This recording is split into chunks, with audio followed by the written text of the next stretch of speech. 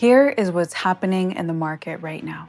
Smaller US stocks have moved to new highs. That usually means investors are more comfortable taking risk instead of hiding in safer assets. And at the same time, after President Trump canceled his proposed EU tariffs, gold and silver sold off. Those are assets people usually buy when they're worried. So when they fall after a policy change, it suggests some near-term fear has eased or gone away.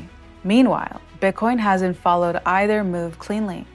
It's trading near the same price area it has been struggling within for weeks. The market is focused there, but there's no clear agreement on direction yet. So the question isn't bullish or bearish. The real question is whether these moves add up to a genuine shift in behavior or whether it's just another short-term stretch of optimism that will fade, but not in the long term. We know this.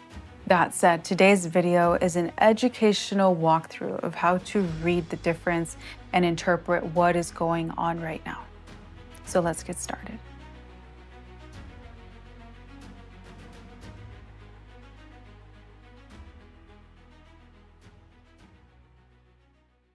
When market confidence changes, it usually shows up in stocks before anything else. And smaller companies tend to react first, of course. Small caps depend more on borrowing, growth expectations, and investor confidence. When money flows into them, it tells you investors are more willing to take chances. And that's what we're seeing now. Money is moving towards the riskier end of the stock market.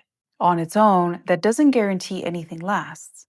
But it sets up the next question, which is if people are taking more risk, are they still paying for protection at the same time? That's where gold and silver matter. These metals tend to rise when people are nervous and fall when stress eases. After the EU tariff cancellation, both dropped. That tells us something simple. Fewer investors felt the need to protect themselves right away. There are still geopolitical issues out there: Greenland, defense, trade, but none of those came with immediate action or deadlines. Markets usually react more to what changes now than to stories that might matter later. So with protection demand easing, the next thing to check is whether the system itself is becoming easier to operate in. Risk can't survive without liquidity. If money gets harder to access, risk usually pulls back. And right now, the US money supply is slightly higher, and the Treasury has been buying back some of its own debt.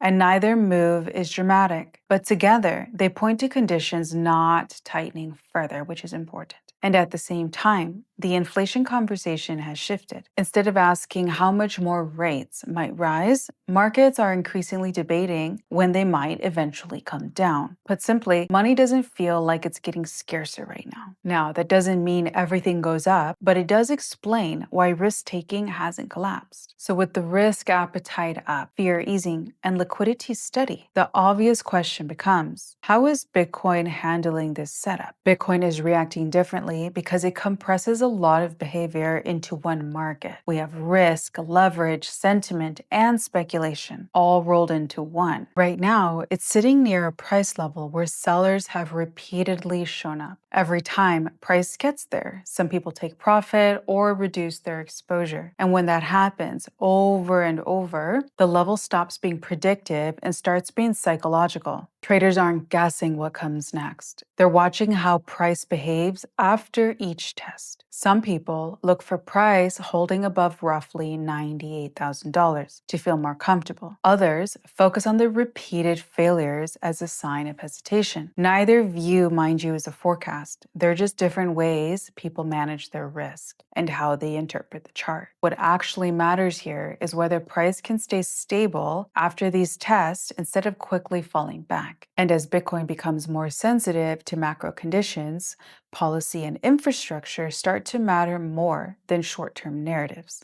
So when crypto trades like a macro asset, the rules around it start to matter more. Right now, new draft language in the Senate Agricultural Committee proposes expanding the CFTC oversight of digital commodities with a markup scheduled for January 27th. That's important because it moves regulation from talk to process. Markets pay attention to dates because dates create structure even before outcomes are known.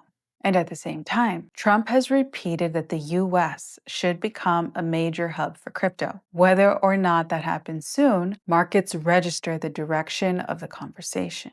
And on the institutional side, Larry Fink has been clear that tokenization and AI are long-term shifts in finance. BlackRock has described Ethereum as infrastructure for tokenized assets, not as a trade, but as the infrastructure for it. That shift in language matters because it signals how large players think about the space, less like a bet and more like a system. So at this point, nothing we've covered gives us a conclusion. These are conditions, not outcomes. The useful move now isn't prediction, it's observation. That said, here's what actually helps make sense of what may come next. 1. Bitcoin's behavior near its current price zone shows whether traders are settling into positions or still reacting quickly to every move. So keep that in mind. 2. Small cap stocks help show whether risk taking is continuing or starting to fade. 3. Gold and silver show whether people feel the need for protection is coming back.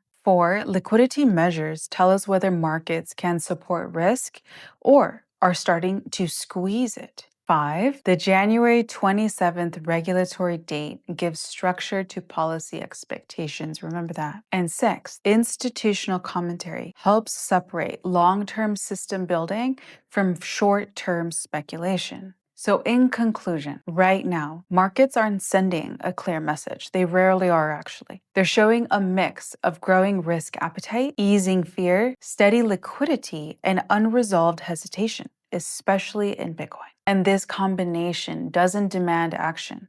It just demands your attention. Understanding why these pieces matter is more useful than reacting to any one price move. And remember, today's discussion was for educational purposes only and definitely not financial advice. So if you gained value from today's video, I'd ask you like the video and share it with a friend or a family member that you wish knew what was going on. I love you guys very much, and I'll catch you guys here in my video tomorrow. Take care.